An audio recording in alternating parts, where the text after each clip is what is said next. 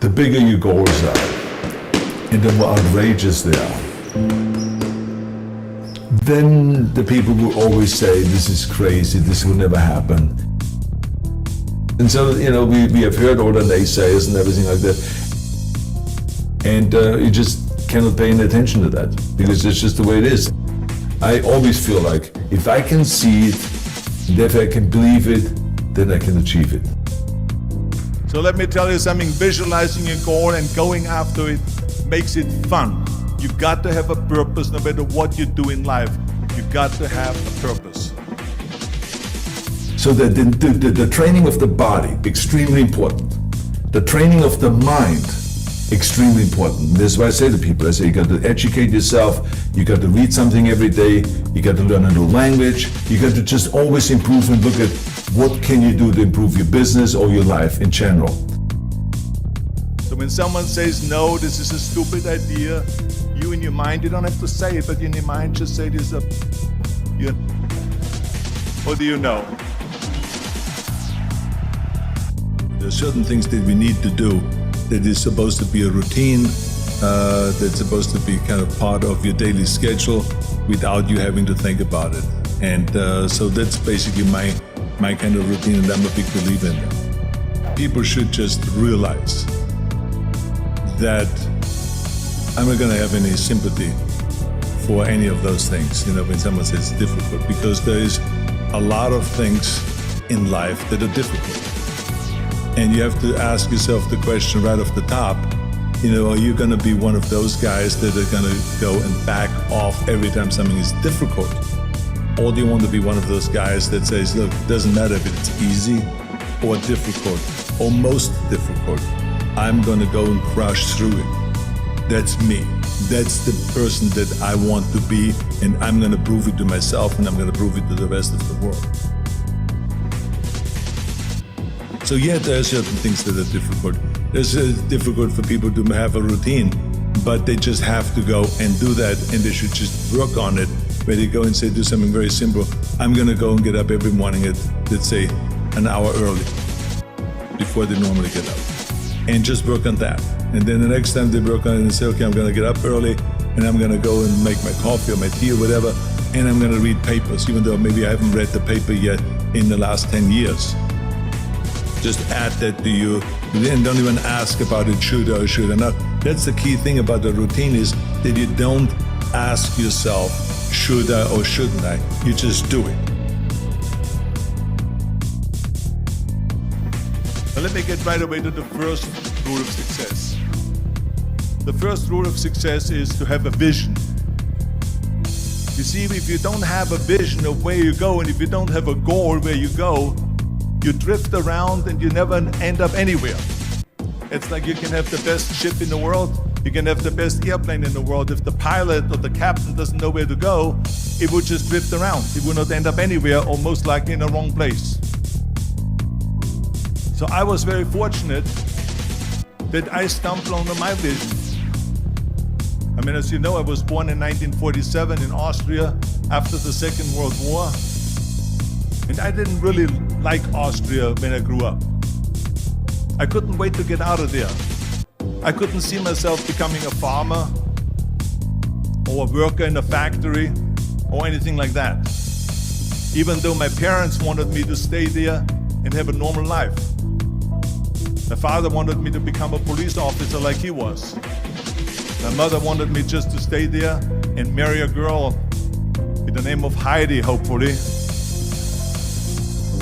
and have a bunch of kids and run around like the Van Trapp family in The Sound of Music. But that was their vision, not mine. Because when you have a goal, when you have a vision, everything becomes easy. Because remember that in America, for instance, when you study, you will see the percentage of people that like their jobs. 74% hate their job in America. Now, there is not much different when you come to Europe. The majority of people don't like what they're doing because they're really not doing it because they didn't have a goal and they followed this goal. They just aimlessly drift around, and then all of a sudden there's a job opening, so they get their job. because you have to work. But then when you work, it's a chore. It's work. It's not fun. So if you think about only a quarter of the people really enjoy what they're doing in life, that is unbelievable if you think about it. So I felt so blessed that I knew what I was doing. It's like a medical student that studies and knows he wants to become a doctor. You know where to go. Don't listen to the naysayers.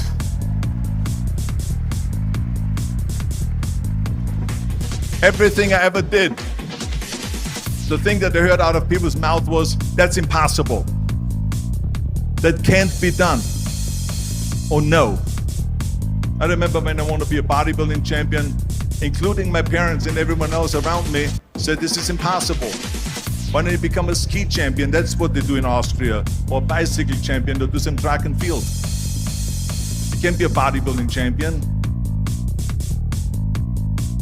That is exactly what I heard, and of course I proved to the people that it can't be done.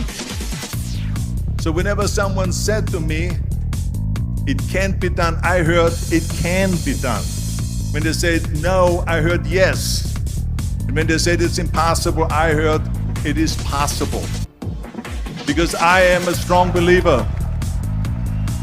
I'm a strong believer of what Nelson Mandela said, that everything is always impossible until someone does it.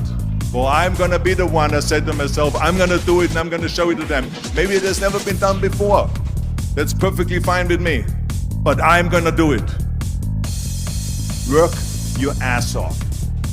There is no magic out there. And it drives me crazy when people say they don't have enough time to go to the gym for 45 minutes a day and work out. Or to do something for 45 minutes to an hour a day to improve. If it is physically improve or if it is mentally to improve. Imagine you read 1 hour a day about history. How much you will learn after 365 hours in 1 year. Think about if you study about the history of musicians, of composers, how much you would know. Imagine if you would work on the business, on some business that you want to develop every day for an hour. Imagine how further along you will go and get. So it drives me nuts because when people say we don't have the time, we have 24 hours a day. We sleep 6 hours a day, so that gives you still 18 hours. So there's someone shaking their head out here in front to say probably, I don't sleep 6 hours, I sleep 8 hours, right? Or just sleep faster. So we have 18 hours a day. The average person works around 8 to 10 hours. So let's assume it's 10 hours, so we have 8 hours left. Then you travel around an hour a day, maybe 2 hours a day. So now you have still 6 hours left. So what do you do with these 6 hours? What do we do with these 6 hours? Then we eat a little bit, then we schmooze a little bit, talk a little bit to people and all that stuff. But you can see how much time there is available if you organize your day. So you got to work hard. The bottom line is, and why I like to do those seminars or those lectures or those motivational speeches or whatever you may call it, is because you can pump up people and you can really give them this extra push that they need. Give them encouragement, give them get them into a positive thinking mode and all of those things. Because I know that I'm a product of exactly that. Mm-hmm. I remember that when I was 15 years old and picking up this magazine and reading about Reg Park, I was so pumped up. I went home and all of the things that I hated at home and all of the things that I hated in school all of a sudden disappeared. Because now I had a purpose. Now I knew where I was going. I read it in the magazine, I said, this is what Reg Park did. Oh yeah, he came from a poor place, Leeds. It was a factory town, it was dirty and polluted and everything like this. That's where he grew up. That's kind of the way I grew up here. And, I followed his footsteps and it worked. And so this is why it is so, when he just through a magazine has this kind of a power over me. Imagine now if we go there and tell people, live, you can do it. You can do it. You can be the greatest. Do it. Go for it. Get to the chopper. You know, whatever. I mean, it's like you pump people up, and so this is why I like doing it, because I feel like I'm a product of a lot of encouragement from so many people. So I want to do the same, because remember, in the end, I always say we're not judged by how much we make, but we're judged by how much we give back. Nice. How much do we give? So that's where I want to give something back.